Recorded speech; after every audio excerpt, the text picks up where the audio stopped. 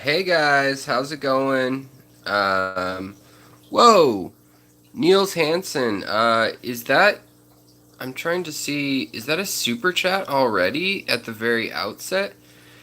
And I don't know. Is that Denmark DKK? What is? Is that? Uh, like Dutch kroners or something like that? Or, um. But hello, guys. Hello. It looks foggy, so let me wipe off the lens. Hey there, Betsy. Let's let people filter in here real quick. So, um, I am feeling.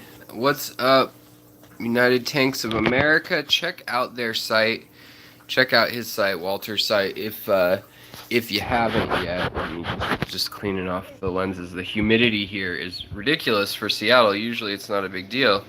At the mall with your daughter, and so it must be thrilling enough that you're watching this. Pebs13, hey, how's it going? So today, I know I haven't been on in a little bit. I have a lot of things that have happened since we talked last. I am a little weak today. Hold on. Leslie's Fish Room. Hello there. I can't stick around because I'm on my way to work now, but I hope you have a great stream. I'll try out the replay. Check out the replay later. Awesome, Leslie. You have a good day at work yourself. That's rad. So, I have quite a bit of news. On my own personal medical front, I have a lot of news. I won't bore you with that.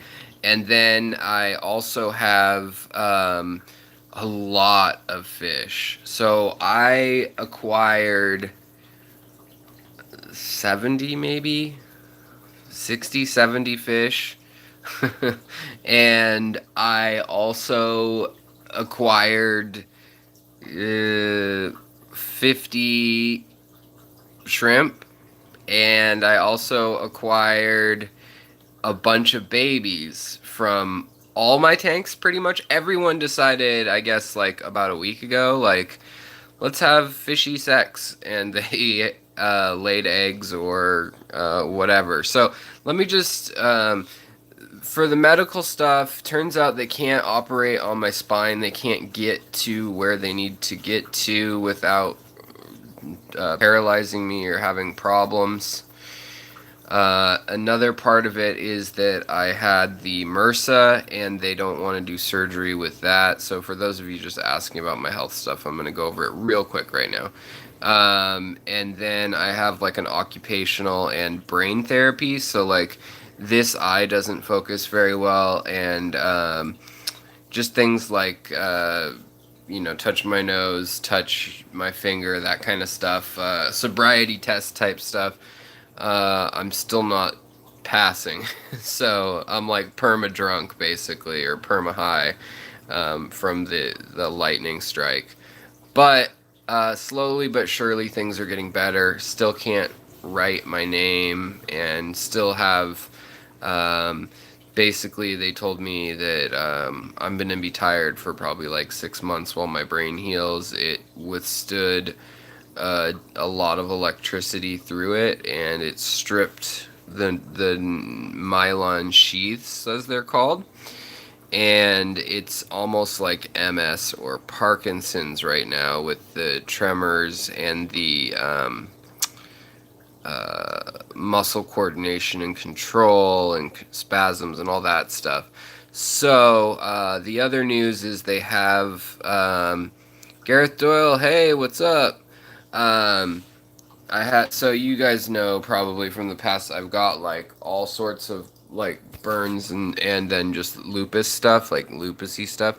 But all the burns that I had turned into lupusy stuff, like they but within there they found out that like my leg, for instance, the bone got burned by the lightning. And so like, let's see here, on my leg, or this leg, I guess, right here, right here, this is all like, I can push this in, and can we see that?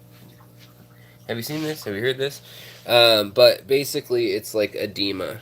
So it's just, yeah. I'm gonna we don't need to look at me anymore. Let's look at some fish. But yeah, so basically, the blood flow is interrupted in my legs because, can we get a tattoo story? Yeah, at some point you can. I've had lupus for 10 years. It's been diagnosed for 3. Um, oh man, that's rough. I had my first tremors not long ago. Freaky stuff. Sorry, Technoala.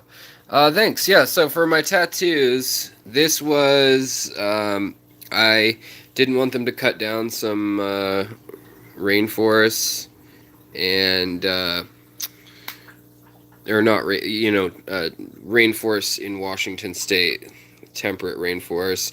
This was some struggles I had on the street with pain, addiction, medical stuff. This is from when my mom was in a coma. She had a brain aneurysm, and I tattooed all of these. I'm a tattoo artist. There's a kitty cat reaching up towards a brain cell, ironically, which already has the myelin sheath strip. This was an ode to my grandmother who had Alzheimer's. And then what's on here, which looks like a meatball with sunglasses, as my dad always teases me. That's a skin cell splitting through meiosis, and basically, yeah, the poppies, Jesse Tanks, I actually really feel you. I'm getting poppies for the obvious reasons. I had trouble with them. Jesse Tanks, I feel you. I mean, they're really beautiful. They're really, they have the potential to fix your life. They have the potential to ruin it. They've taken the lives of about 7 or 8 people that I hold really dear. Luckily, I've never had that type of problem, but it's just like kind of the battle of like treating pain and suffering in chronic pain and going with or without them, and the fact that there is an out of sorts, or a way to numb things, but at what cost. So it's kind of almost like a yin-yang tattoo in my own secret coding. And then up here, let me pull this up. Yeah, kratom is interesting, or kratom. But up here, if I pull up my pant leg, this was my first tattoo on anyone ever. It is a rainbow trout jumping, and then some fractal art and a nod to the Japanese wave. So that's minorly fish related. You can see here though the breakouts, and a lot of this has secondary infection right now, so I'm on antibiotics and stuff like that. Here's another one that basically underneath these big red spots, it means that there's a pocket and the lightning cooked it, and they've had to drain it, and when they drain it, it leaves like a nice welt that then gets kind of infected. Here was a tattoo I did while drunk when I was like 18 or 19, stick and poke style. It's my family crest from Scotland. So we're not going to do this very long. I don't want to do all my tattoos. We're just doing a couple leg tattoos. This, one of my best friends died, was Buddhist, and had a Buddhist funeral, and my wife and I got married with some of the traditions. Also, this was my grandfather. He was a pharmacist and a doctor back in the day when you could do like a million things because the degrees weren't that hard to get. And so that was kind of hidden in a forest, but I had an allergic reaction. You can see here the moon outline, and yeah. So, and then over here, this is my Pacific Northwest home scene, and it is the sunset or sunrise, however you want to take it, but sunset over the Olympic Mountains is kind of what that is, and it wraps all the way around my leg. But take that with me wherever I go. So, all right, let's talk about fish. I feel like for those who tune in later, let's talk about fish. But now everybody's on board. Everybody's watching. So, what did I get? Well, I've got some panda cories. You can see them. I've got some rummy nose tetra. You can see them. Hey, Chris. And then I've got some albino corydora aeneas. Now, I have 24 of them in my house right now. A friend of mine is moving and he needed somebody to take care of his fish. He offered to, he's selling a lot of them, but he just offered me as a friend. And yes, this is the newest setup, the 40 breeder next to the bed, because I've been told I saw neurologists again, and actually this is kind of ridiculous, but each of these represents an appointment and a different doctor and who to call. So I have 9 doctors working on the lightning thing, everything from like my vision and sight to, yeah. And I don't qualify for disability, or I don't have any because I was a freelancer. And so now I'm going to have to apply for full-on state disability, which is kind of like an ego blow, or I feel like I'm draining the system, or I don't know, something. But I need to, they'll help cover the costs of medications and things. Like one of the medications they want to put me on is $3,800 an injection. And that's the copay. The actual cost is $38,000. And so I don't, no one would ever pay that. So it's all kind of a silly, weird game with the medical companies, but they're appealing it and they're going to try to see if they can get like the co-payment down to maybe like $200 or something like that. But I doubt that's gonna work, so I'm probably just screwed. Yo, you got struck by lightning? Like if there was ever a time for a social handout. Well, thanks. That is kind of how I feel. Like I wasn't about what do you call it? And bear with me if you didn't know that it has affected my brain because it hit my brain, or traveled through my brain. But basically it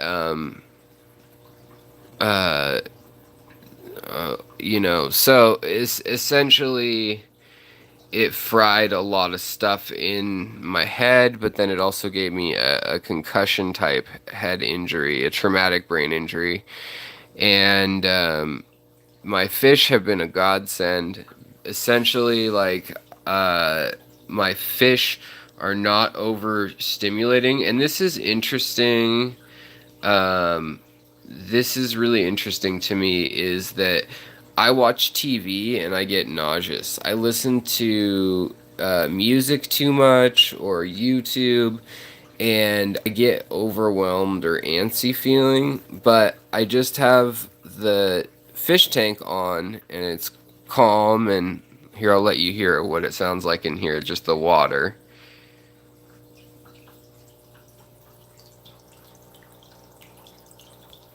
It's pretty quiet, but just like little babbling brook noises. So, and the light is starting to come through. I don't know if you guys can see that on the camera, but it's just beautiful. So, I was gonna say, so yeah, I would normally have felt horrible about having my friend set up a GoFundMe, but when like the bills have started rolling in, and I thought it was just gonna be tooth stuff, and now it's like I've already paid $4,000 out of pocket in 5 weeks, and another $10,000 on credit cards, and I haven't even started the surgeries or anything, or the dental work. So the GoFundMe for Alexander Williamson, I included the link in the description, I think. I don't want to hand out. I can maybe send you some cuttings or something, but as someone said, dude, it was friggin' lightning. So I don't know what else to do when the insurance won't cover stuff and I can't work for a while and all that jazz. But selling fish for profit is one thing I know how to do and I can remember how to do. And so I want to show you, can you see what's going on up here? Can you see the tassels hanging down? So we have a green dragon pleco up here, and she is a long fin. And let's see if we can get her to move just a tad. Oops, knocked a rock over. But she's really beautiful, and when she moves, she is just incredible to watch.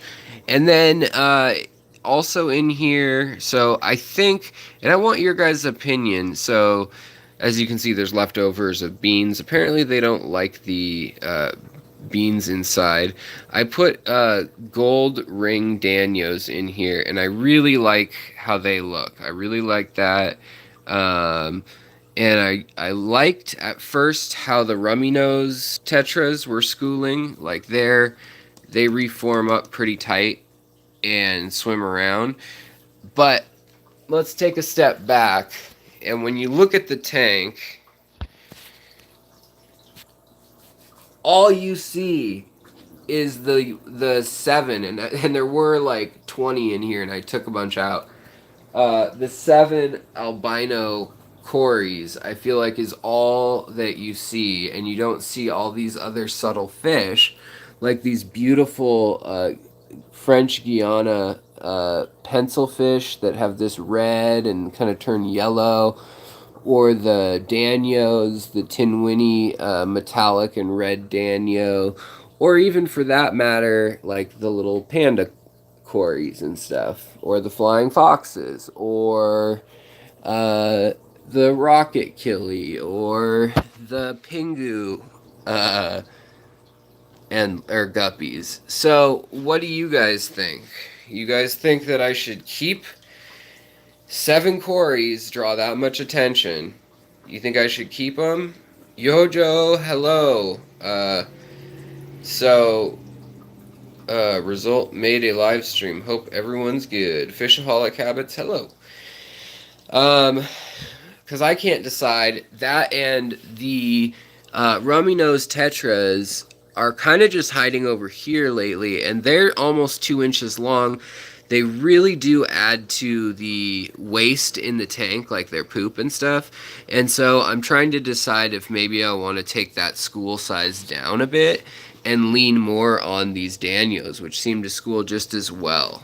But leave me your thoughts in the comments. Also, the grass died up in here, and the miniature grass, you can see the sandbags. The catfish have been digging in the media bags, substrate, and so I'll need to patch that up. This hill's slid down a little bit, but there's some tricks that I'll do in another video to show you that. Also, everything's growing really nice back up in there. If you can see it, beautiful colors of red and peaches. This is just a bean. I agree. Yeah, the albinos, yeah, okay. All right, I think we're on the same track, people. I think we should get the albinos out of there. I love them. They're so friendly, and you know, I think that they're cute and everything, and they're the most active corydoras I've ever had. But they're like blindingly reflective. Like, look, my camera won't even focus on them. And I really like these pencil fish, just the subtlety of them. These I got from the same guy as the cories. And I think what I might do is take the rummy nose down from 16 in here to maybe 6 of the youngest rummy noses, and then take all the white cories out, and then call that good, and maybe add more danios or something kind of maybe something blue or something like that, and then that way it allows some of these other cories, like the panda cories that I also really like, that hide so well, lets them show up a little bit better. There's like 3 under that log, for instance, and they're just constantly held down. Plus, none of the fish are schooling because those cories are going nuts. Yeah, and so that's going on. the next thing that's going on, so here's another grade of those same albino cories. They're from the same parents, but I moved them over here because they have an orange tone to them. And so I don't know if that shows up very well, but they go nuts just all day long. They just go nuts up and down. And I forgot that about albino cories. I haven't had them in a while, and part of it's that they're the Aeneas cories, but the other part is just that right now they're excited. They've been doing the breeding patterns, and what I'd really like in the other big tank is to get sterbies in there. So there's one sterby here. I would like to get maybe 6 sterbies to go with those pandas eventually, like trade maybe. And then over here we've got the Aru2s, and the exciting news on the Aru2s is if we come down here for a second, maybe we'll see them. We have babies of the Aru2s, and they're really hard to see because they're so teeny. But hey Zilgil, let me try to find one that maybe will show up on film. There we go. All right, right there. If I'm there, so that is you can see the babies. They are skinnier at their head than an eyelash is. And so, yeah. Oh, and all of the fire ring danios, they didn't breed for me. I don't know why. I'm gonna try another method later. They did not breed, but these Aru2s, I've got 9 adolescents in here, or babies in here, and yeah, they're little floating eyeballs with tails. And then also the blue dreams that I got from LRB Aquatics, the babies are still doing great. The adults don't seem to like love it in here, but check this out. So this is my newest trade. Is that well, I should have some Aru2s, like more pairs of them soon, in a few months. But check these little guys out. So these are panda loaches. And you can see by the size of baby shrimp just how small they are, these panda loaches. So there's a full-grown blue dream shrimp, and the panda loaches are, I mean, they're not even as like long as my pinky nail is wide. And here's a ruler. I love these panda loaches. They're usually $30 or $40 each around here because they're hard to get and they only live in one stream. Here are centimeters here, and even the centimeters are like way too much for all but here's the biggest one right here. So this is the biggest boy, and he is probably about a centimeter long. Or let's do this. They're up to the glass because I just put food in. Also, Lorena, hello. They're super adorable. They're super peaceful. I highly recommend them. They are great little loaches unless you have something violent in the tank. But even like a female guppy could eat them. They're that small. So this is an inch here. Just to give you an idea of how freaking small these guys are. So there's one right over there. Let's see if he'll come back this way. Yeah, so they do eat hydra. They eat seed shrimp. They eat plankton, and then they also eat algae. So they're a great little shrimp tank companion. So far I've witnessed them attempt to eat a literally like born that day shrimp, and it was still too, like, there's some right there. These were literally born yesterday. These shrimp there, they're still translucent blue, and they can't eat them because their mouth is too small.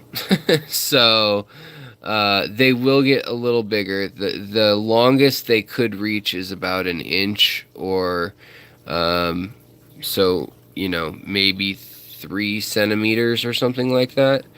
But I got a good deal because I traded, as I always do. And then the other thing I wanted to point out is that, do you guys remember that I had babaulti lime green color changing shrimp? These are caridina babaultis.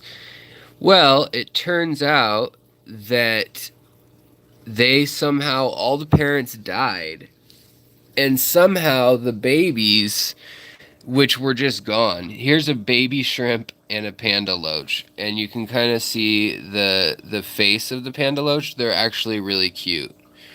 And then they kind of jump around like a little sculpin. And that's a baby shrimp there too. So you're looking at this rock. Let me grab that ruler again. So that rock you're looking at is not even an inch across. Like, there's the inch mark, and yeah, so they're super teeny. I love them. So I got 6 of them. Normally $30. I got them trade wise. I got them for $16 each. But that was straight trade credit from catfish and antlers that I was selling, and some shrimp. So I spent all the money and bought all the panda loaches I could. I want to do a species profile on them. They're really fascinating, they're really interesting, and they're the smallest loach that they know of, according to some sources. Also, not much is known about them. A lot of people have said that there's no breeding projects going on, but I never know if that's true. So if you guys know of someone breeding them, please let me know, because I'd love to hear their stories. The only thing I've heard so far is that sometimes people look in their tank, and if they have like a shrimp tank that the loaches were in, or just the loaches tank, they'll just look in one day and see that there's little teeny tiny loaches. Now, when you have a fish that small, you definitely have to feed them, either golden pearls or live baby brine, or vinegar eels that are young, something like that. Infusoria is probably your best bet. So you should definitely get some broccoli, cauliflower, cabbage, something. Do they eat brown algae? I don't know if they eat brown algae. Did I leave any there? Yes, I left, I think, 3 there that were not up to my standards. Infusoria. So infusoria is basically just a weird term to explain like little bacteria, zooplankton, fungi, all the little microorganisms and nutrients, and I mean both good and bad, but hopefully you're getting the good ones when you're feeding. And everything, like when you look down in here, let's see, can we see anything? You see like those little moving like dots? That's all like plankton and micro crustaceans and things. And that is what infusoria is made out of. Also, the photosynthetic plankton, anything green, like green water. Yeah, so let's see here. Yeah, alright. So, now the other critters in this tank are from Flip Aquatics. I got these today. So, I'm going to have a video coming out where I profusely thank Amanda and Rob Lipton over at Flip Aquatics. I talked to him like 2 months ago when I saw a video, and he was like, hey, I got all these shrimp, they're baby shrimp, they're mismatched, some of them got out of their tanks, yada yada, and I don't know what to do with them. I gotta figure that out. And when I heard that, bells went off in my head, and I was like, I'm calling Flip up and asking for Rob, and essentially I was like, hey, I will buy whatever Michelin's weirdo little shrimp uh, in the bee family, in Taiwan bee family that you have. I'll buy crystal red or black,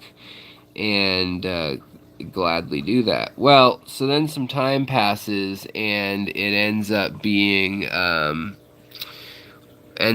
I end up having the lightning strike happen, and he is like, hey man, how can I help you out? um, what's going on? And I was like, well, I'm just really spending a lot of time enjoying my tanks. I've been breeding stuff, trying to make a little money. And he was like, well, why don't I send you some of those mismatches over, and you can breed them or sell them or whatever, but just share with people, what they look like, and that you got them from Flip, and that this is the low grade. Like, this is the stuff he doesn't even sell.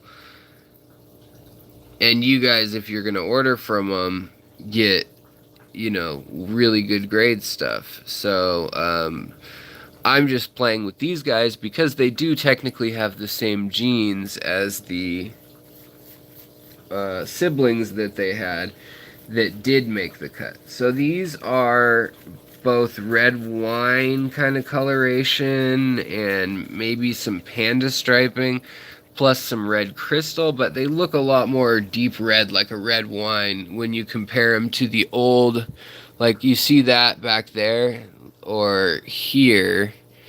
They look pretty red. Are they related to Kuliloches?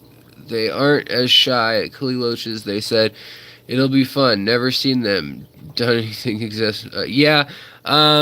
These are less shy. These are like right in your face. These guys like to hang out in the front of the glass. I don't know why, if it's just the light or whatever, but they are not shy. They will hop into my net, and also they can climb out of the water and scoot along on their fins like little, I can't remember what they're actually called, but like little mud puppy fish, mud skippers. But I just thought I'd show. So you see here we got a female babaulti. If you can make that out right there, you can see the orange saddle. And then over here, where I just put some food down, we've also got another babaulti, neon green, that is, I'm assuming female, but it looks male body-wise. It's just usually when you see that big hump of organs and stuff, it turns into a saddle when it's that clear. But yeah, so that's going on. All the baby blues are going on. And then over here in the Devon tank, thank you very much, Miss Betsy, in the loving memory of Devon the dog, we have other caridina shrimp. And we have a few mismatched shrimp that these are not babaulti, actually, and it's taken me time to figure that out. These are green shrimp, and they came from some blue shrimp that were throwing odd colors. And so I just haven't decided what to do with them yet. They're still too young to reproduce or anything, so I'm not stressed about it. Plus, they're a different species. Did you see all the pics of my kids I post? Yeah, Betsy, I did see all the pictures of the dogs. That cheered me up. Over here, we also have, so let me try to show you guys the difference between a caridina and a neocaridina. So, up front, you see that peachy orange one? That is going to be a caridina, the peachy orange, as well as the kind of softer, if you look, let me try to find one right here. So they have armor, and I'm sorry, there's algae on there. They have armor, but it's pretty smooth, right? Whereas Neocaridina have rigid, like, ruffles on their armor, on their back. But Caridina, like a panda or a wine or a chair, they're living together. So here is a, these are from, I don't know, 5 months ago, 4 months ago.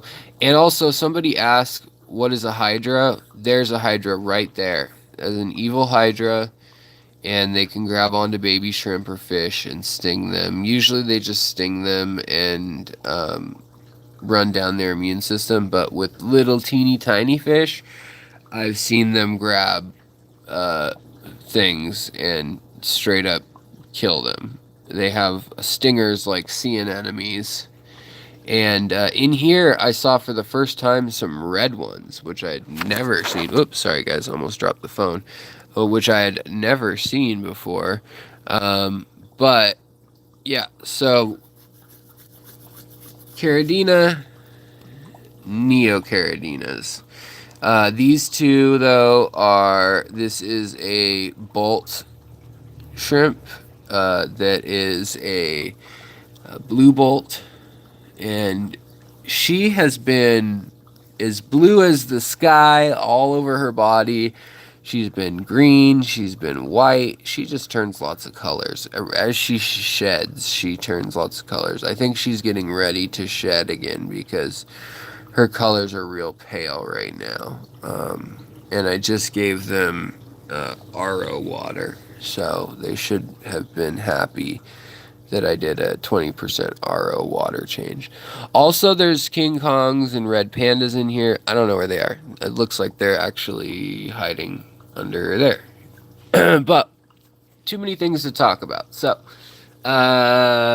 you keep a Neocaridina and caridina in the same tank? Yes, I am. In this tank, I worry more about the caridina. So the water parameter KH is like 2 or something like that, and the GH is like 2, and then the TDS is like 65 or 70, and the temperature is 72, and no tannin increase other than some cholla wood. In this tank, it's like 76 degrees. The TDS is like 150 or so, and the crystals seem to be okay. Crystals have been crossbred into Michelins and then back crossed into steady lines. Well, thank you, Angela, for saying the tanks look nice. They're not. They're a mess. Sorry. I do need to clean them up and, you know, so on and so forth. But, so this tank is the one that is the interesting mystery right now to me. This tank has a bunch of fish in it, and they all hide. Now, the endlers are in here, and they're just doing their thing. These are lesser leopard and tiger endlers with blue colors on them that have been set aside. Some of them are 1 generation Japanese cross. So, what else is going on in this tank?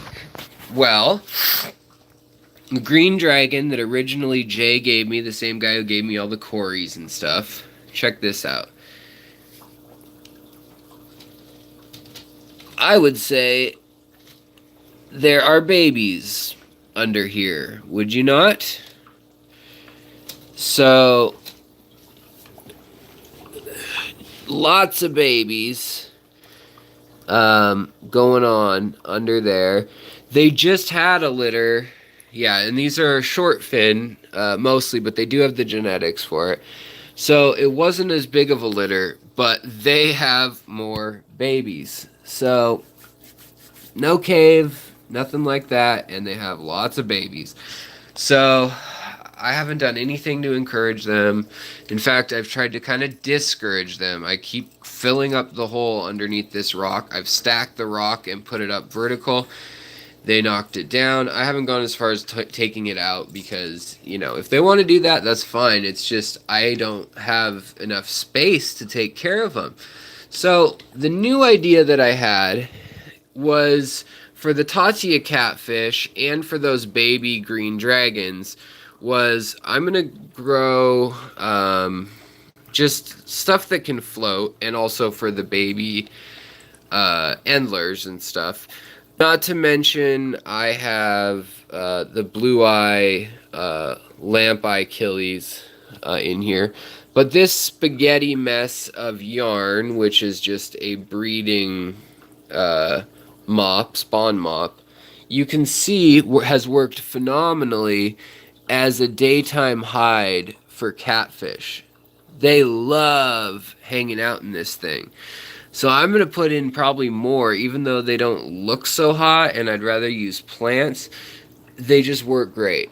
And in here, the thing I wanted you to see, and maybe it'll swim by, is that, so we got the green dragon babies, and I was looking for where all the julii corydoras, so I had a bunch of julii corydoras in here.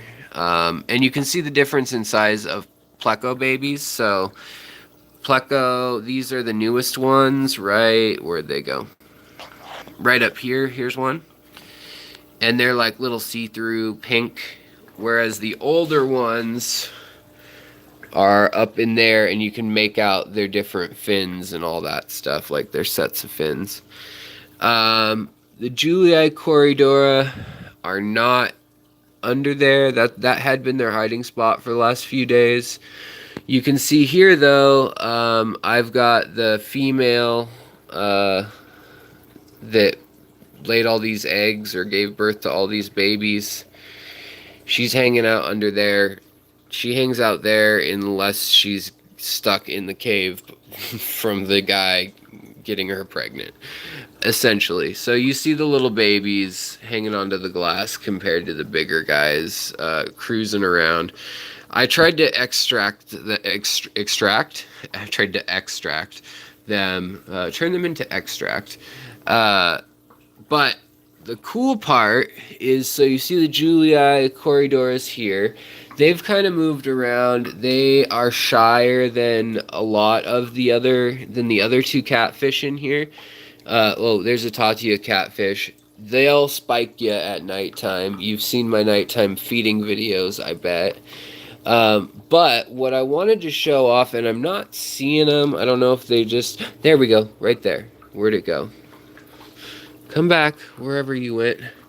This was a surprise of all surprises for me when I saw what I'm hoping I can share with you. Let's see here. By the way, more Tatia is hiding. So they may be under the rock. So there's julii corydora back there. And when I lift this up, there might be a baby under here. Is there anything under here? Sorry about the reflection. I'm not seeing the baby julii, but needless to say, whoa, and here comes so this is a 6.5-year-old that I said I'd take care of. That's a 6.5-year-old albino corydora that has just like way surpassed its life cycle that my friend Jay had from the fish club, and he will live out his retirement here with us. But in any case, I was trying to show you how friggin' cute these little things are, but they're not making it easy, and I don't want to trash their whole display, really. But the julii corydoras, they have had a hard time. I feel bad for them. They don't have one spot where they're dug in. They seem to be moving spots, and I feel bad. So there's an older pleco, green dragon. We're gonna see if we can get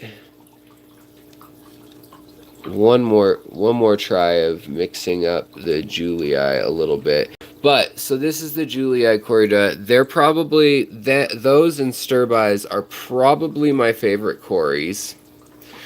Other than this just bizarre, like, look how old he is and how big he is. He's just otherworldly, like a specimen. Like, how is he still going? So But I was looking for the baby julii because there are several. There's for sure one, I think two, and possibly like 5 or 6. Like it could be up to that many baby julii corydoras in this tank. I don't know where they came from, but they're old enough that they must have hid really well. And I'm going to scoot everything back to the way it was so the catfish can do their normal routine. But yeah, so the julii you see cruising around over here. I'm just trying to get everything ready in case he pops out. He did cruise by. I don't know if you guys saw him on camera, but one of the babies cruised by. So over here, some of these plants are planted. I'm going to need to go through and replant some of these scapes because I've moved things around so much, and I will continue to move around a couple things. Also, like beyond all reason, with these tatia catfish that eat everything that fits in their mouth, there are both baby,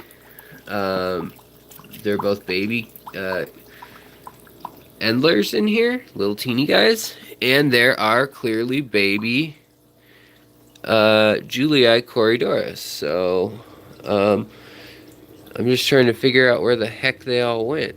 So maybe around this side. Alright, well, I don't want to bore you guys with the hunt, but look how teeny these little plecos are. They're super teeny. They're like, I don't know, 1/8 of an inch or something like that. But the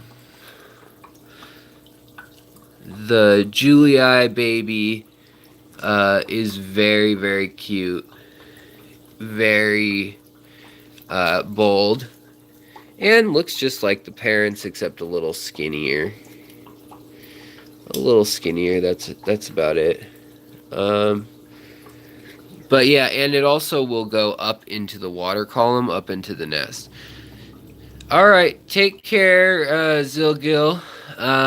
We're making our way through the collection of things that I've recently accumulated. I'm going to need to get rid of some of this stuff, like those pencil fish I really love over in the big tank.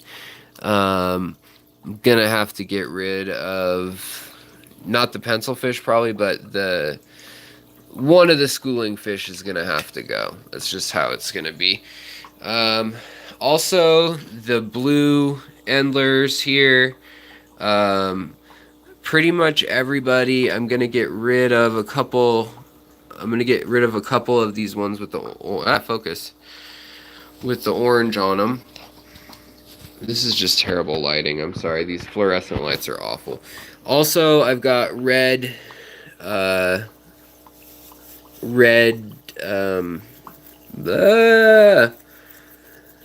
cherry shrimp. Sorry guys, brain's starting to not work well this time of day.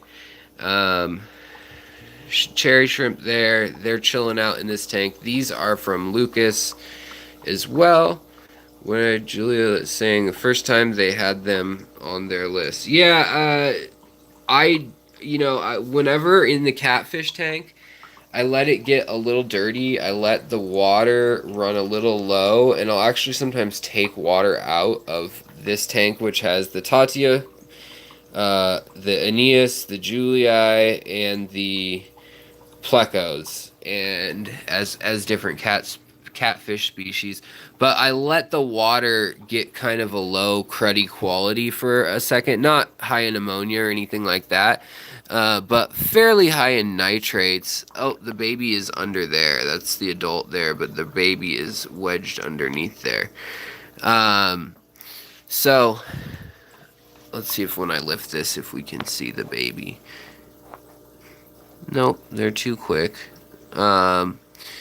So in any case, I do that, and then I do a big water change that they just love, and then they'll usually start mating. Like I do a cool water change. You take it down about 10 degrees, and it simulates the wet season, a big flood. And, this tank, though, produces a lot of waste, a lot of poop. In the gravel and stuff, plecos and all of the catfish all make a tremendous amount of mess. So, I've been feeding him green beans, unsalted green beans. There's more corydoras all over the place just because I was like, what am I going to do with all these cories? I wanted some definitely, but I got way more than I bargained for because I said, yes, I'll take a dozen cories, and it was actually like 40 cories. So, and then, let's see here. So right here, we also have RU2 spawning, and I've been using filter floss that's new, and it's been working phenomenally to stop mold. So right there, this little egg right here will hatch tonight. I can see its tail. I can see, you see its eyes reflecting. That'll hatch tonight. So I'll have to keep an eye on the little floater. I just read an article at Amazonas about coaxing certain fish to breed by simulating dry and rainy seasons with less than ideal water parameter. Yeah, totally. So that is exactly what I've been doing. And then if I can help it, like I've actually done this in the past, like when I was a teenager, this is what I'd do. I would put filters over the lights. Now with like a Fluval, if you've got a Fluval 3.0, you can set the light to whatever. But what I would do is I would have like 18 hours of light, so they know it's like near the equinox, and then for 2 weeks you can hurry the cycles 2 weeks at a time, or a week at a time depending on the fish. That's all it takes. They don't notice, at least from what I've experienced. So you can do, what I do is I'll separate, and I'm going to try this with the danios next, but I've done this with corydoras many times for years. Also, you guys, if you haven't yet, please hit that like button. I appreciate it. I also just noticed that I had the question of what was the super chat at the beginning, and it is $5.3 because it said 35 KRKKs or something. So I think it was kroners, maybe like Dutch or something. But regardless, there was no question or anything that I saw. So if you had a question, please mention it, because I would hate that somebody sent a super chat and didn't get something answered. So, but also neon tetras doing well in here, or the ruby tetras, I should say. They are kind of a neon tetra. Also, we've got some long fin, beautiful green dragons in here. These are some of the longest fins I've ever seen. These I will be simulating for sure. Flood stage water. Let's see, where's the other one? Yeah, the other one's here, and the barbels on its nose are pretty cool. Right here. Come on, focus. Focus. Yeah. So you can see that you've got branches, and even the branches have branches on a couple of them.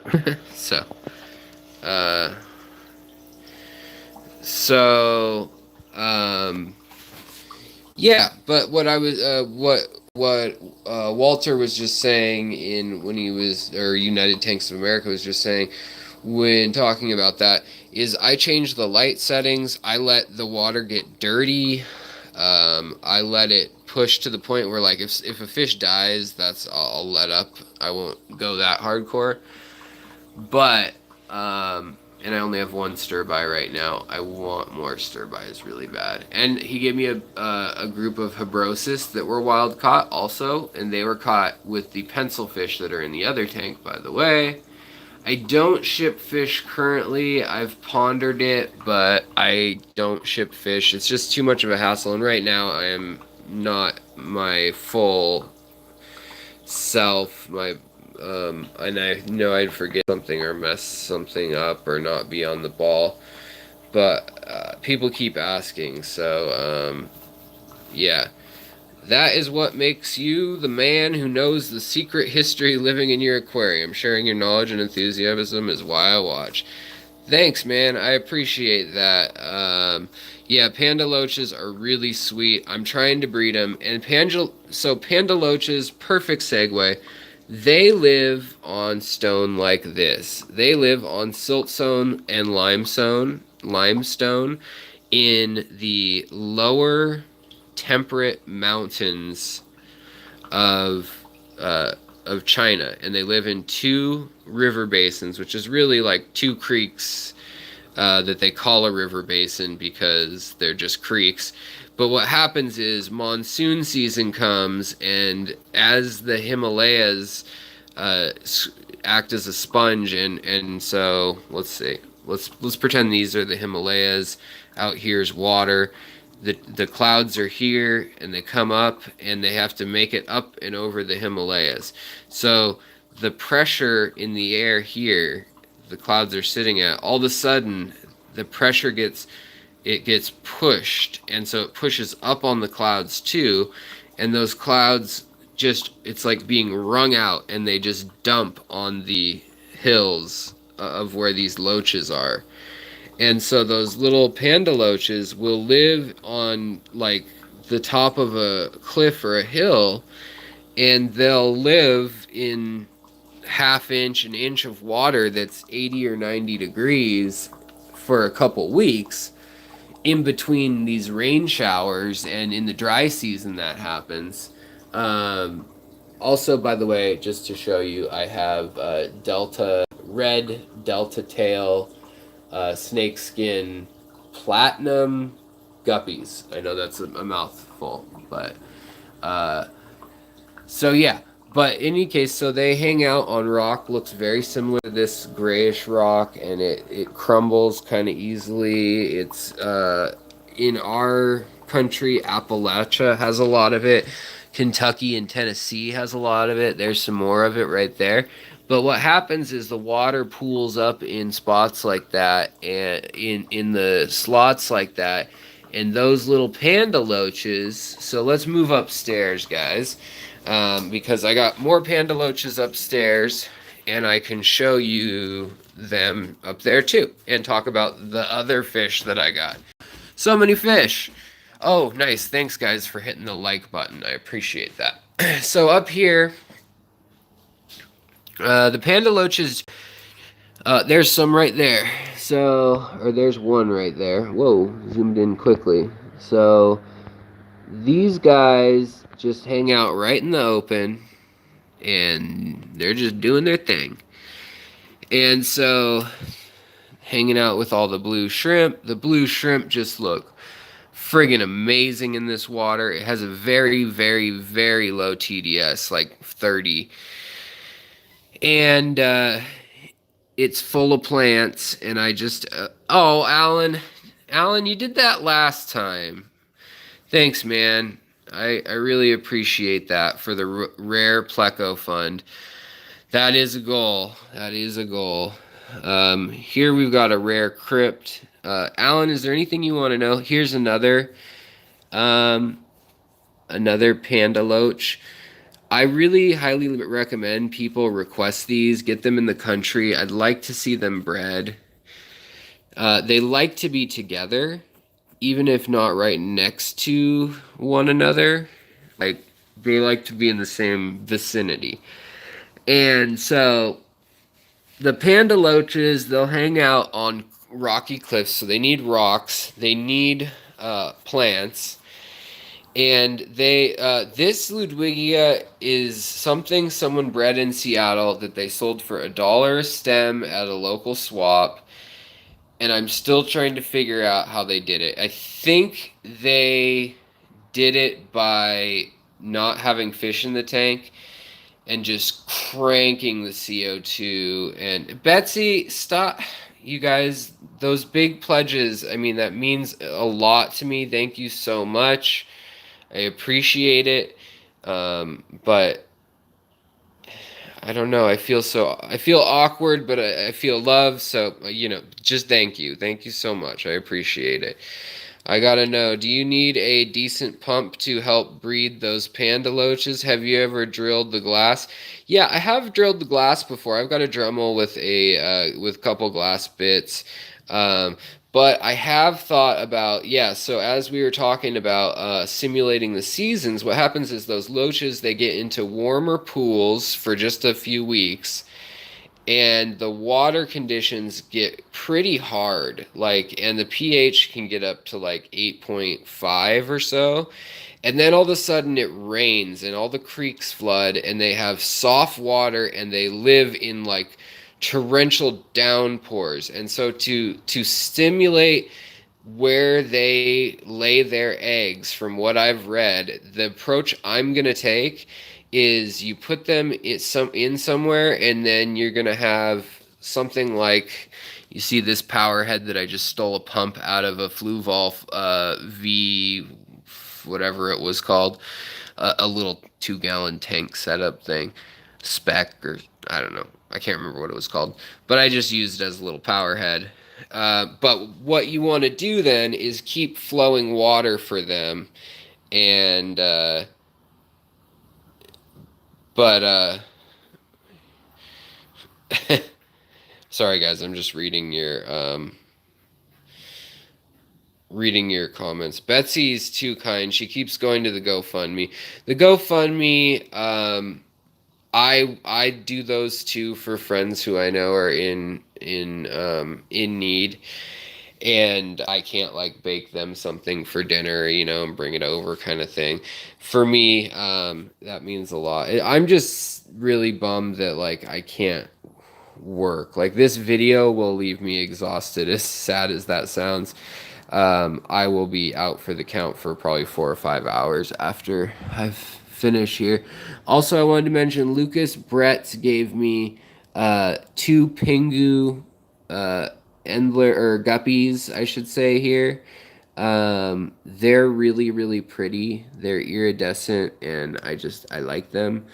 They're a bit violent. And I think they just know they're the only thing in the tank that has any attitude, because it's like erythromicrons and celestial pearl danios and panda loaches, and then pseudomcgill reticulatus growing out up here, as well as pseudomcgill marginatus, and then very small otocinclus and shrimp. So the guppies just think that they're, you know, God's gift or whatever, and they run the coop. Also, these platies will grow up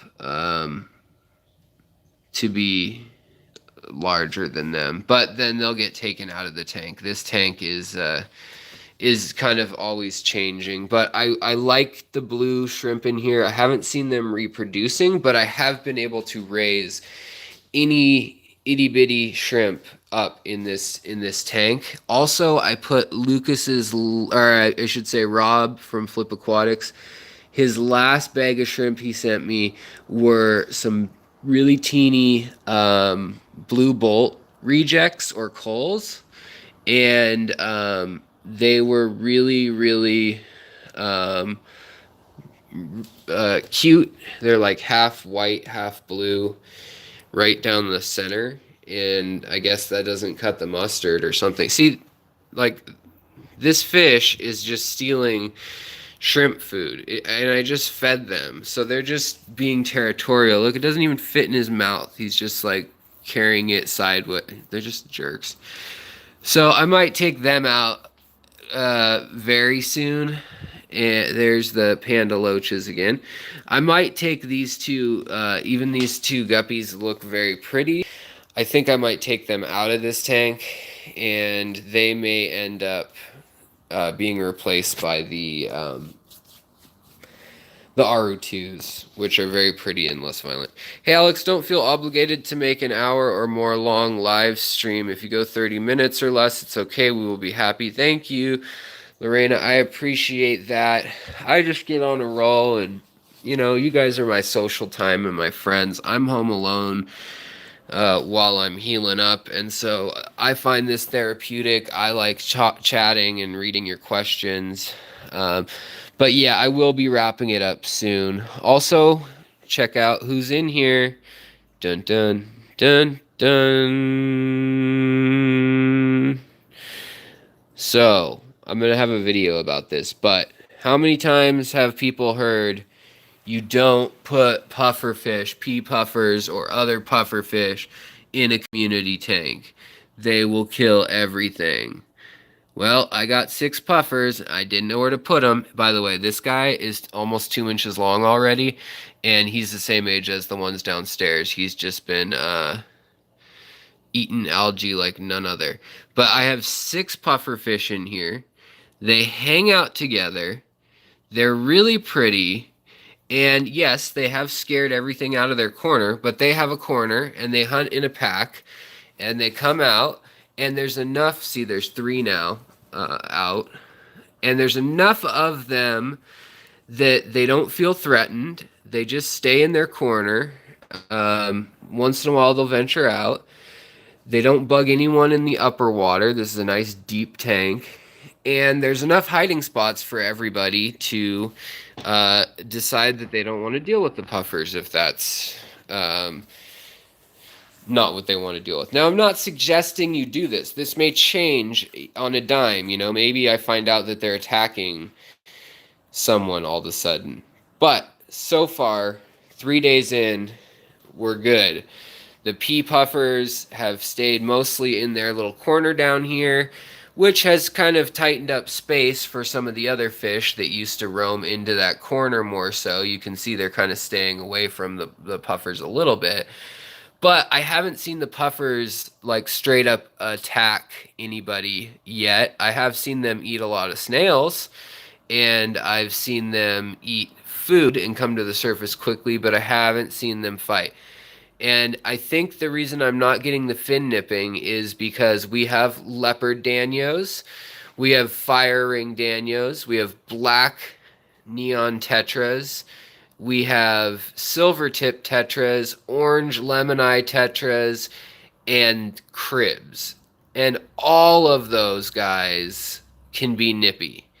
They can all get nippy. SAE can get nippy. And so I think it's the perfect level of like, I'm nippy, you're nippy, let's just call it a day. I don't know. We'll see what happens. See here, the danios sometimes come over and try to test the pea puffers. But I do worry when I see like little endlers roaming down into pea puffer patch. Also rainbowfish. They're in here and they are real nippy. The Pracox rainbowfish can be really nippy, really nippy. So let me take a sip of water real quick. I'm gonna set this down.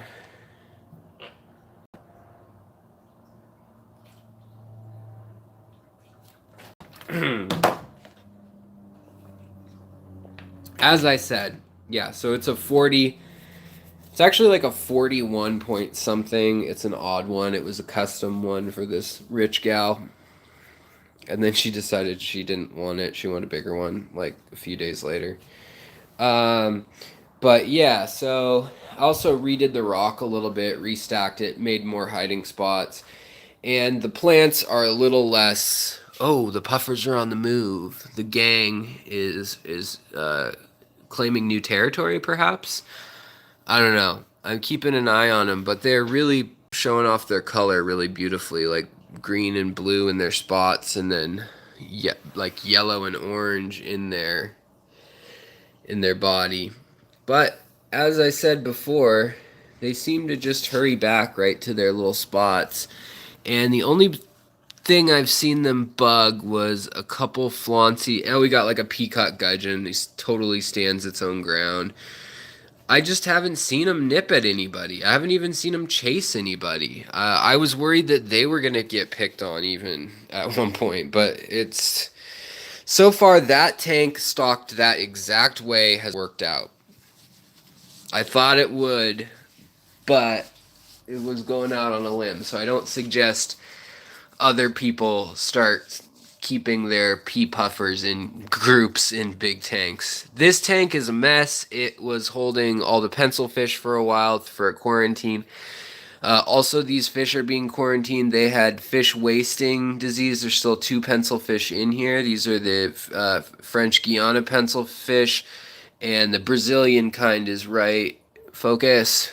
Sorry, it's dirty because I wasn't going to show it, but the female, that's Brazilian. You can tell the difference just because they've got an extra line on the belly that then runs. It has like an extra stabilizing fin that's red versus clear and yellow. Do you think you could successfully keep some Neo shrimp with your discus? I think the discus would eat them if they can. Now, that being said, I've kept Neo shrimp with pea puffers. I've kept Neo shrimp with kribs and other things that for sure eat them. The key on all of that is to basically have enough hiding spots and to be willing to lose your shrimp, because you're probably going to lose your shrimp, but it may work. They probably will not breed well. But look at my video or Lucas Bretz videos on rock piles and shelters for for shrimp with, like, I think he did it specifically shrimp and guppies or endlers. But check that out. It's a good video, good information. And so these loaches, what I want to do is I want to simulate the rain coming, and what they do is they lay their eggs, or egg scatterers, and they lay their eggs and they wait until that flood comes, and they know that just like in LA or other places where, man, look at the blue on those shrimp that Lucas Bretz, LRBAquatics.com, has. They wait knowing that there's going to be this downpour of rain. And once they start getting that 10-degree colder, like 68-degree rain, they start releasing their eggs. So you keep them at like 80 degrees, and the water gets a little higher TDS. By the way, here we go. Here's one of the shrimp that I got from Flip up here. One of the blue bolt rejects. They almost have human eyes. It's kind of weird. But, yeah. So, I know, pea puffers move almost like little velociraptors. They're kind of cool. But yeah, so I hope these guys will definitely get eaten by the endlers if seen. If they move wrong. The thing is, a lot of times shrimp are fine when they're on the ground, but as soon as they like jump off of here and try to swim to there, that motion is what causes it. See, these shrimp want food, and these jerky pingu guppies don't want to let them eat in peace. So annoying. But I just wanted to show you that that's going on. I got all these fish. I think I'm going to get rid of some of the rummy nose, some of the critters in this 40-gallon, like maybe the silver tips might go. There's 10 of them. There's just way too many fish in here. My nitrates are running around 20 constantly, with a water change once a week of about 30 or 40%. And that's okay, but I like to have a little more cushion where I don't have to worry if I skip a week water change. Now, you'd think that these endlers, that's the smallest fish in here, you'd think that they look like fishing lures for these puffer fish. Puffer fish are looking on the ground. They want shrimp, they want snails, and they have crazy good vision, and they can even see me coming from across the room. So kind of interesting. Look at the size of that pleco. green dragon compared to the baby companions.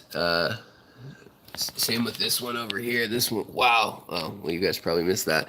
But, yeah, so, are there any other comments that I can handle? I want to thank everybody who asked questions, who made this a fun community. Let me look at some of the questions. I was going through my calls. This is me. I love. Is that a 20H high?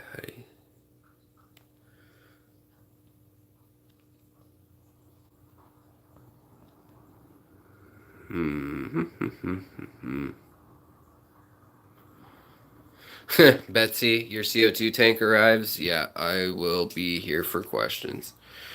I should do some CO2 videos. Alright, guys. As Betsy said, don't forget to, you can join the Facebook group of the same name as my channel. And in that group, we really try to help each other.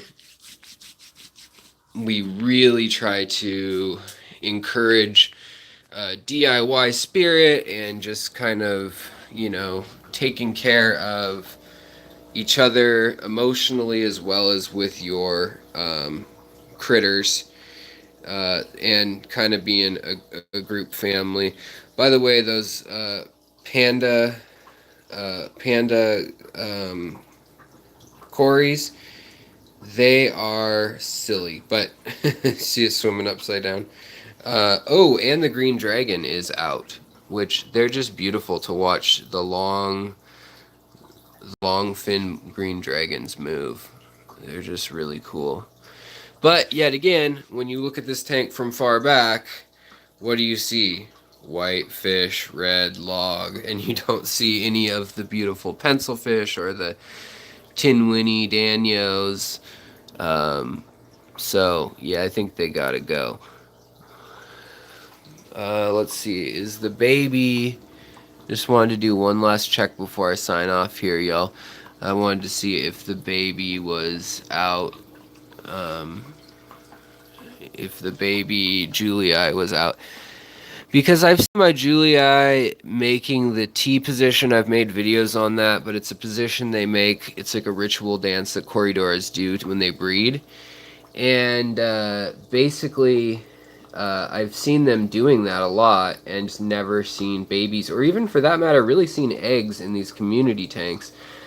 I've seen it when they're in tanks alone, but since I put this spawn mob that's just a big knotted mess, and I think I'm going to add another one, it's worked really well for causing baby fish to appear. And it's not just like, oh, look, a little teeny baby appeared. It's like, oh, look, a fish that's a month old just appeared, and it's been hiding this whole time. So, pretty crazy, especially when you look at the tanks as much as I do. So, all right, guys. Well, I will talk to you guys next time. And, yeah, well, I'll think about some CO2. I also want to work on a video talking about how I would stock a 5-gallon tank with everything from fish to plants. And like I was giving an example about one that I want to do first, and it would be like a rocket or clown killifish, like you see. Where is he? No, he's somewhere in here. But they're striped. Oh yeah,